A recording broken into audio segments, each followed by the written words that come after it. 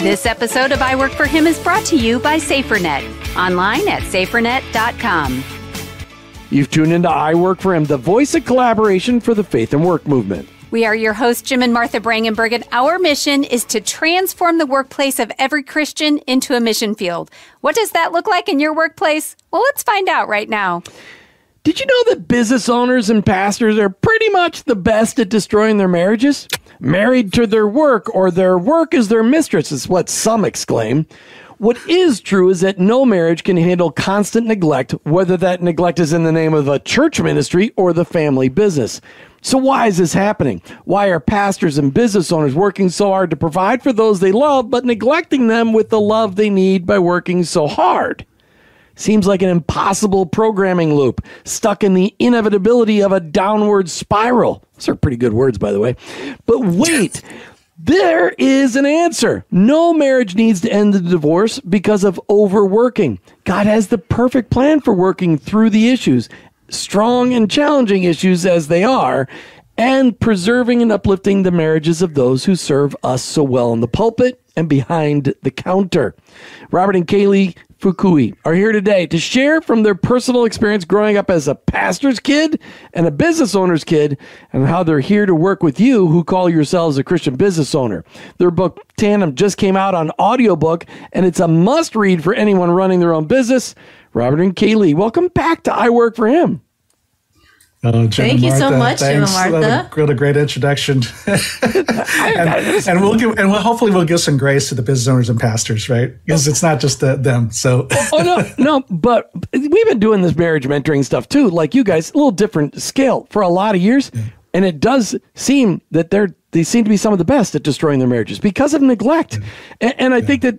I don't want to over-focus. I mean, obviously, the other people are pretty good at destroying their marriages, but it's always neglect that starts some of that stuff. All right, so before we get into this, so people get reintroduced to you guys, your love story is a phenomenal love story. Why? Well, just answer this question, because I didn't tell you to ask this question, but why are you so interested in marriage? Why are you so interested in connecting and helping people in their marriages and their business? I think Kaylee's going to answer this one because I still have no idea why for me. I think mine started with my childhood because, as you said earlier, I'm a third-generation entrepreneur, and the business became the mistress. And so my dad was working 6 days a week. To this day, I don't think he made it to my high school graduation, and it caused a lot of conflict on our family at home, and our family ended up separating. And I just have a heart for small business. I see how we can go in and change communities. We can raise leaders. There's just so many benefits. Small business is the backbone of our country. Right.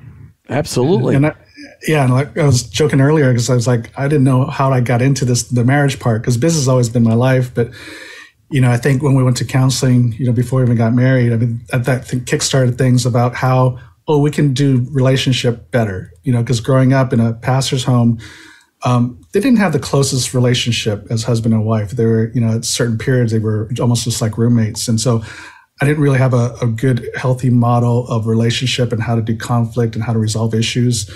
And so I think that's what kickstarted that journey of being interested in marriage, the health of a marriage, and how you can do it better.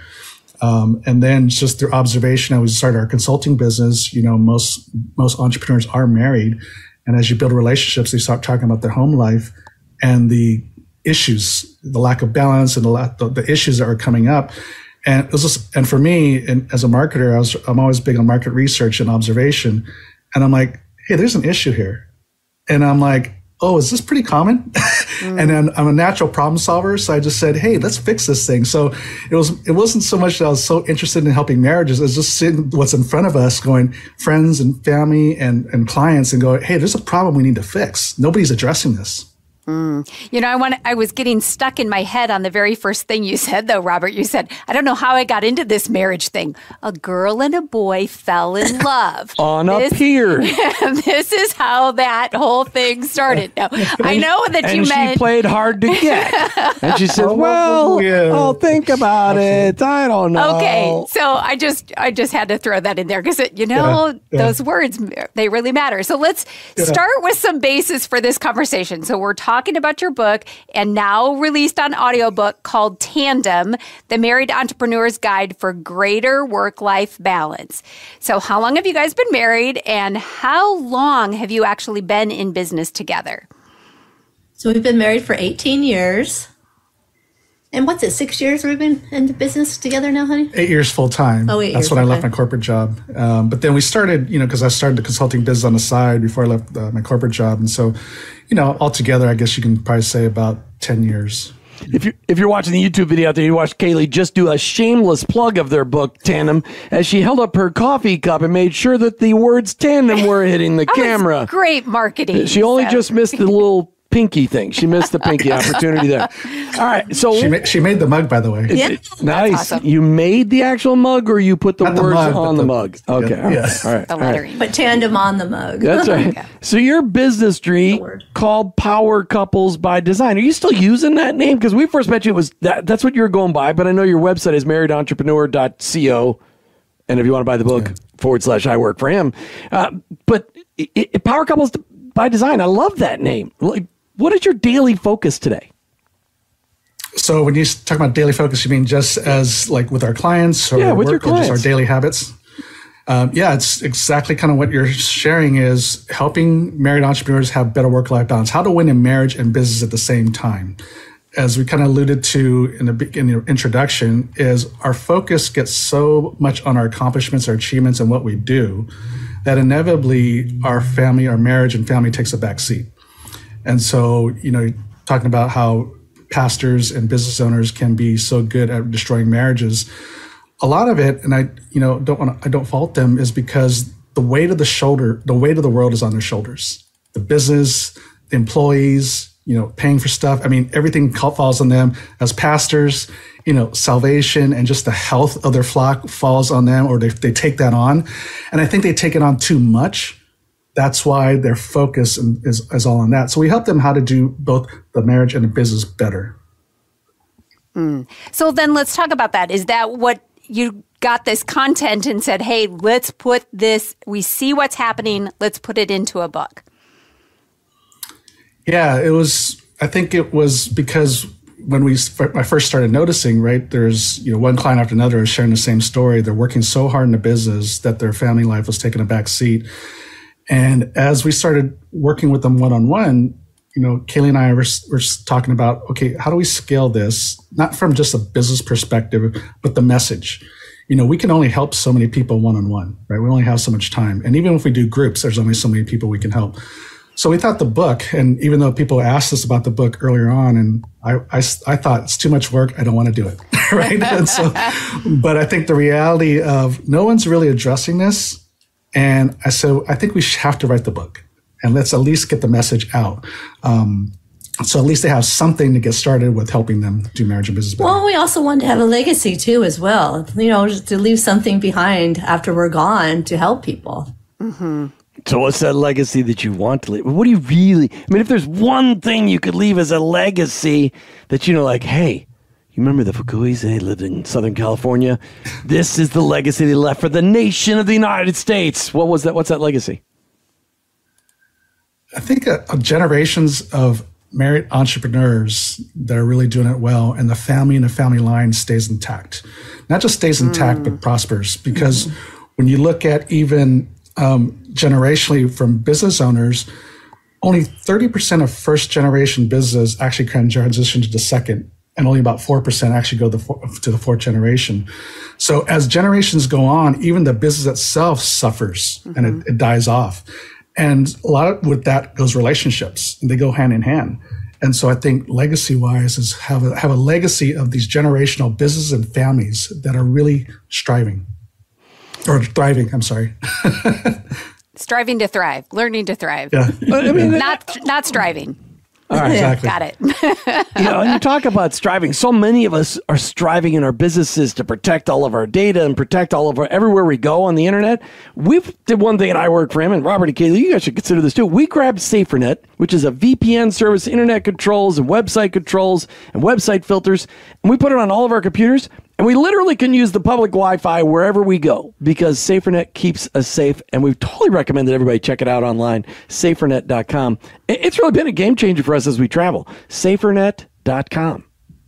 Okay, so your whole book is about work and life balance and how to make sure that the business doesn't destroy your most important relationships. Is there really such a thing as work-life balance?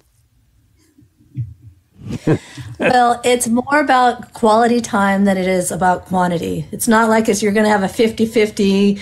Oh, I'm going to spend 50% of my time on marriage, 50% of my time on marriage. It's finding out what's important to you as a couple. And, we start our day out, in prayer every morning, and that's important to us. And so we do that. We have our weekly meetings where we talk about our business stuff. Yeah, I think everybody kind of knows when things get out of whack, right? There's too much on one side, and it's usually like business and the stress of it. And so when we talk about quality of time and how make sure you spend quality time in the marriage, we first start out with, regardless of how busy life can get and business gets, because there's ebbs and flows in the business. So when we talk about work-life balance, we're not trying to establish Groundhog Day, right? It's the same thing over and over again, that life and business is always the same and we have everything in control. It's not about that.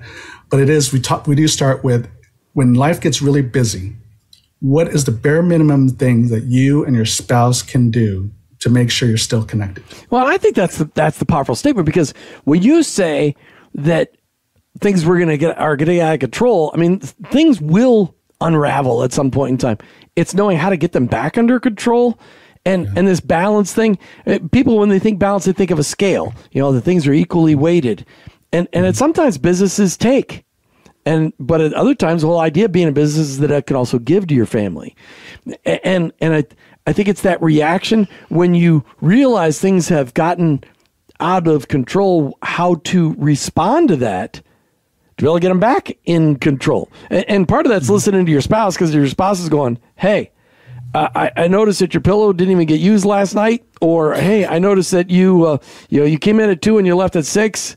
There's going to be warning signs where the spouse is shooting off a warning, gun, going, hey, not a real gun, but like one of those warning guns. That's good. Some do. You're in Missouri, so they people get their attention. No concealing carry. That's right. I'm talking like a flare gun warning sign. Yes, in Missouri, it's open carry, no license needed. That's right. So that's fine. Come here, commit crimes. Sorry. I dare you. He's open borders there. He's wanting him to come. Okay, you're a little off task there, Jim. That was not my fault. Robert sent me there. All right. So, but it's that being able to how do you recognize when things got out of control? Well, you're kind of alluded to, the spouse, number one. But what we try to do is we establish weekly meetings, number one. And so every Monday afternoon at 3:30 is we just, had it yesterday, is our check-in, where we talk business and personal and life and just checking in what's going on and what's coming down the pipe. So we can kind of get ahead, because you can kind of feel, right, especially in business, you can kind of feel, hey, we're coming to the busy stretch, right? You can kind of anticipate a lot of stuff, and you can plan for that. And then in that busy stretch, we can say, okay, in the midst of this, we got to make sure we carve out X amount of time. We got to still have our date night. Maybe we can't do our regular one, but maybe we just at least get to the coffee shop or something like that, get out of the house and connect. And then at the end of the stretch, how do we celebrate that, right? Instead of going from one thing to another. So a lot of it is just kind of a little bit of pre-planning.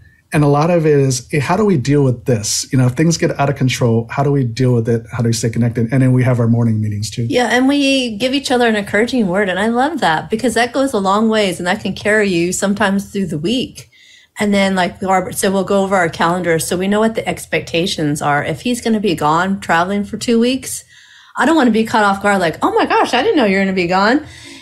We talk about that ahead of time, and then we plan in a date night or a day of doing something fun when he gets back from the trip. And then our morning prayers, that's just a regular check-in, after prayer, then a quick check-in for the day. So I think that keeps things, number one, keep you on the same page, and also keeps you emotionally, mentally, and spiritually connected when you start with prayer. Because it's nothing like having your spouse pray for you. Yeah, because even pastors, I think it's only about 20% of pastors couples actually pray daily together. Like my parents, I never saw them pray together. Like, and besides, at the dinner table.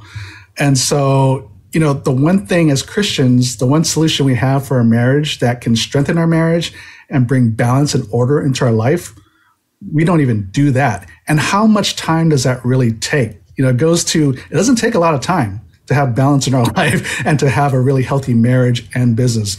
But we just don't do some of the right things that doesn't take a lot of time, but can make all the difference in the world. Well, it's pretty hard to pray for your spouse when you're mad at him. Oh my goodness. It's like, okay, I got to put that off to the side or let that go, forgive him, because you just can't do both.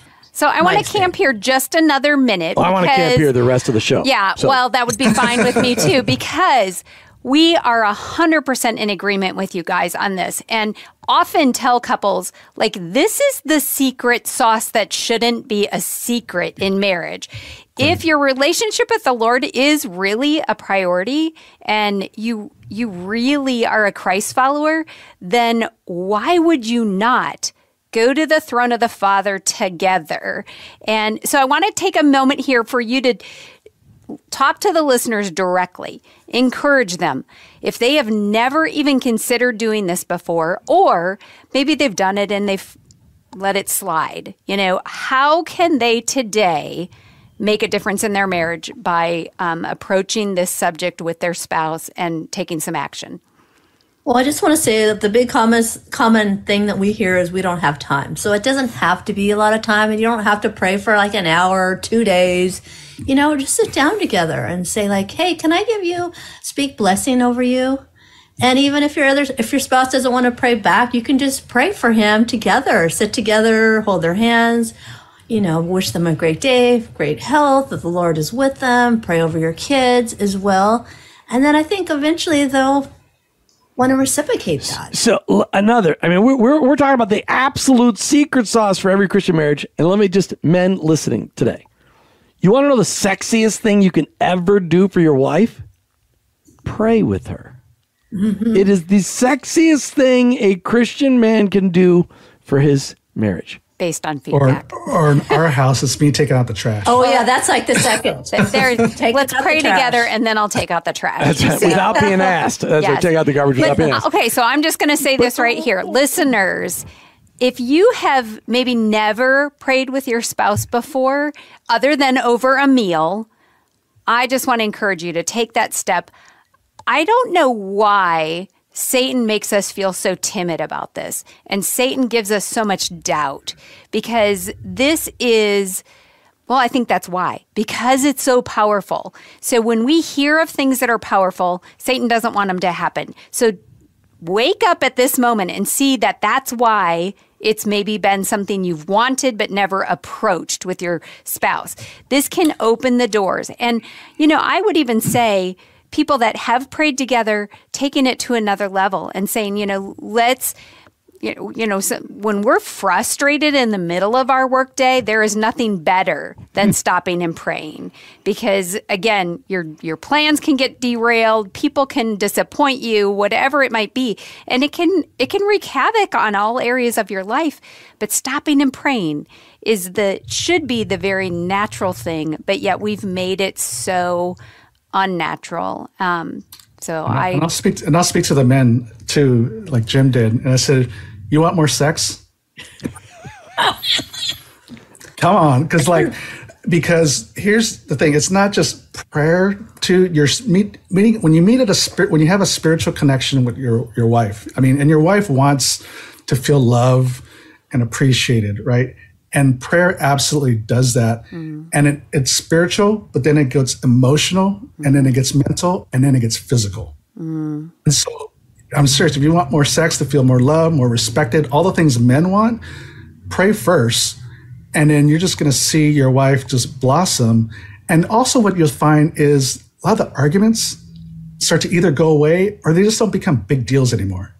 Because when you bring Christ in the center of that, and when you're connected as husband and wife, a lot of times in marriages, as years go on, the arguments get more frequent and more intense. And a lot of it because we're not feeling loved and connected. And so emotionally, we're going to do something.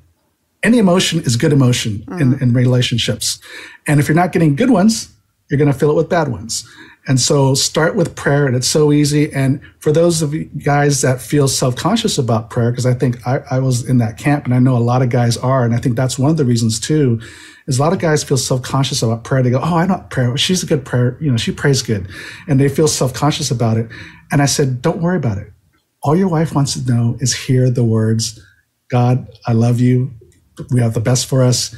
I love my wife. Bless my wife. She's the best thing that's ever happened to me. Just speak from the heart, and everything takes care of itself. And I say, and put time aside. Like we do ours in the morning. And when people say they don't have time, get up 5 minutes earlier. Or I'm sure you can find 5 or 10, 15 minutes somewhere in your day and just get into the routine of doing it. And you don't need 15 minutes, 10 minutes. I mean, literally, right. I don't even know. We didn't see this.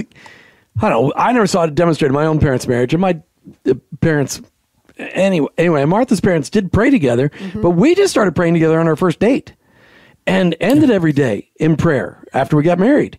And then we were on a short retreat with some friends, Bob and Christine Hartland. We'll give them a shout out right here on I Work for Him in Tampa Bay. And they started their day in prayer and doing devotions together. Like, oh, wow, double whammy. And then we came up with this thing when we started experiencing conflict during the day, just stopping the stupid, stopping the whole love and respect spiral thing we learned about back in the late 2000s, and just started praying, stopping right there and praying. Just game changers. People want, like, Jim and Martha, what's different about your marriage? We want to be around your marriage. We're like, well, we pray together.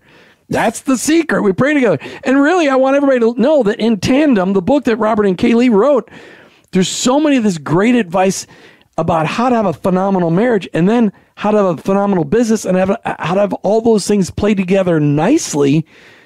I mean, really, you guys wrote a book that puts everything together in one place, a marriage book and a business book for entrepreneurs. What's the one thing, if somebody picks up your book, Tandem, and I'm going to show it right here on the screen, Tandem, you guys have done no shameless plugging, so I'll do a picture. If you're on YouTube, look at it. Otherwise, you can get the book Tandem, The Married Entrepreneur's Guide for Greater Work-Life Balance. And what was the website, Robert, again? marriedentrepreneur.co/I work for him. That's right. And for those of you old people, that's /I work for him. And what are they going to find on that page? Yeah, what are they going to find on the page? We don't know. So there's a free guide you can get a download for better work-life balance. There's actually a free guide of it. And then there's obviously a connection to our book. And then if you actually want to talk to us, just to say hi, you can actually schedule on our calendar, and it goes right to us. We can have like a little Zoom chat and see how. Awesome. We can help you. So, and maybe you're listening, you have a generational business. Maybe you're the mom and dad, and you want your kids to get involved in your business. I thought this was probably your biggest takeaways I took away from your book was most businesses don't pass on in the next generations because why? Kaylee, why? Because they're not prepared. Oh, and go on, honey, because you lived it. That's right. I lived it because in my household, my dad thought he was going to work forever. He was never going to retire. And he waited to the last minute till his health just didn't hold up anymore. And he was kind of forced to make a decision of having to get out. But how also your point that you brought up in your book, just remind your phenomenal book, Tandem, is that you talked that the kids are so frustrated because they saw how the business was a mistress and how it really hurt their family. Why would I want to be a part of something like that? Because I don't want to hurt my own family the way it hurt me when I was growing up. I mean, that's why a lot of kids who are pastors' kids and missionaries' kids stay out of the church because they were so hurt by their pastor, their dad pastor, or mom and dad missionaries who just neglected them in the name of Jesus. I mean, and your book really drives that home well. Yeah, so it's I don't want part of what was negatively impacting our own family. The other part is they're just not proactive in starting to establish the transition and succession, and the founder has a hard time letting go. And so we were just talking to one of our clients in Alaska, and they were saying, "Hey, remember Jeff? We met at the business conference up there that we spoke at in Alaska last year." And there's Jeff and his son that worked together, and the son was supposed to be the successor. Well, he just left the company. And a lot of it is because we had a little chat, and we could tell that there was a little tension, a little control issue. And so, the son ends up leaving because the founder just couldn't let go and really allow the son to implement some new stuff, some new ideas that would really be helpful to move forward, but they just couldn't get there. Well, I can relate to that because I was supposed to take over the family business. My dad said it for years, but just could never let it go. And so I'm just like, I ended up leaving. If they would have only taught our parents' generation that song. Let it go. Let it go. Let it go. It would have been very good. Here you go. Something came good out of Disney. The Let It Go song. We all know it. It's in our heads and we can't get it out. Robert and Kaylee, we're so grateful for your book, Tandem. And we do, if you are a married entrepreneur, this is a must read. You've got to get a copy. Or must listen. Oh, my word. Because it's now out on audio. And you can listen to Robert and Kaylee read it themselves. Yes. We love that. The personal touch in your own voices. In their master bedroom closet, as we recorded it. That's right. And stuff that you'll hear in the audiobook you won't get in the book. There's like little bonus content at the end of each chapter. Little backstories. That's we went off script is what you're saying. No, it's bonus content. That's awesome. Is it bonus content or off script? That's what I want to know, Kaylee. Both. Both, yes. Both. Knowing these guys, it would be both. And Robert's telling all kinds of stories about me, so I don't know. She tells, Yeah, I'm sure the stories. This could go on for a long time, but we're so grateful that you guys joined us on I Work For Him today and shared your great book. I really enjoyed reading it. Tandem, the Married Entrepreneur's Guide for Greater Work-Life Balance. But understand, there's no such thing as a perfect balance, but it's understanding how you need the give and take to protect both the business and the marriage and your family and your kids and your grandkids. Awesome. Robert and Kaylee, thank you for being here today. Thanks you so Jim, much. Martha. Always a pleasure. Hey, make sure you check us out on our website and all the great sponsors that keep us on the air, like Patriot Mobile, be one of them, and ePayments. But also go to Robert and Kaylee's website, marriedentrepreneur.co/I Work For Him, and get a copy of their book, either audio or video. Did you guys record the video when you were doing it too? You didn't. Oh, no, that was right Only before we started recording. Oh, okay. So you can get the audio or the printed copy. Yes. Oh, that's great. Tandem, get a copy of it. You've been listening to I Work For Him with your host, Jim and Martha Brangenberg. We're Christ followers. Our workplace, it's our mission field, but ultimately, I work for him. This episode of I Work For Him is brought to you by SaferNet, online at safernet.com. We have an app for that? What? An app for cybersecurity for all your devices? Are you a business owner concerned about cybersecurity? SaferNet VPN offers the perfect solution. Protect your company and family with a single app. With our cloud-connected cybersecurity platform, enjoy VPN, internet controls, and virus protection. Stay safe online with SaferNet VPN today. Get secured now. Sign up at safernet.com. That's safernet.com. Did you know that God has a calling on your life? It's true.